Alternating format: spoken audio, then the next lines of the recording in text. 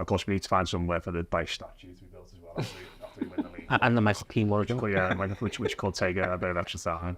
Before we get on to predictions then, Joe, just some exciting news about Bramley-Moore and the fact that Everton have confirmed that they're going to be moving into the stadium at the start of the 25-26 season.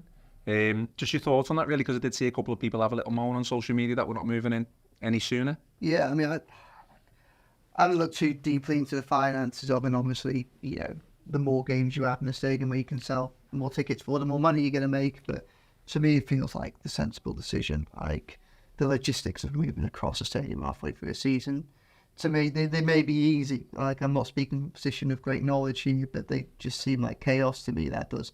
I think it's really important, and I think it's a good thing that Goodison potentially gets one final full year rather than kind of half a year. And you know, it just gives you that opportunity to completely bookend and celebrate the history of Goodison, and then have a full stop, and then have a summer looking forward to the future, the new home. You know, so you get to kind of have both celebrations, and I think that's a good thing. Yeah, I mean, obviously it gives Goodison a send-off that it rightly deserves, doesn't it? Yeah, I think, you know, I think everyone's now with the clarity, haven't they, because it's been a debate for a while about what they're going to do, whether they're going to go with season or stay, but I think the right decision's been made. I also think as well, I think the club is saying that they'll get the keys in December of next year, isn't it?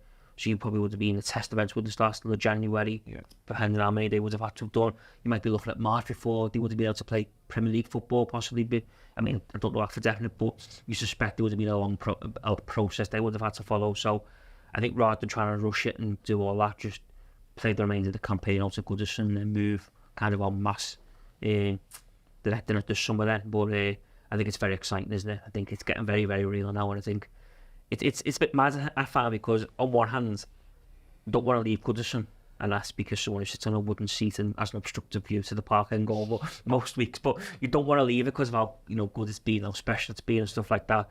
But on the other hand, I think there's not one person who isn't excited to get to Bramley-Moore dock, because it is a bright, you know, blue future, as you could say, and, you know, it'll help Everton get into the modern day world of being a football club, and, you know, open so many avenues and channels, and it's one that, you know, hopefully it's a thing we'll never look back on.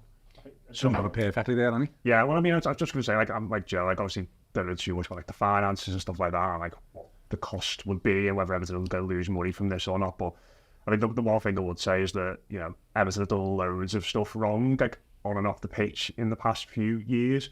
The stadium stuff, by and large, has been handled absolutely spot on. And I think with that in mind, and, like, someone who's probably, like, 50-50 on the decision, I'm just quite happy to just let the club deal with it and say, you know, well, you've got everything else pretty much spot on with this stadium ever since the concept first emerged.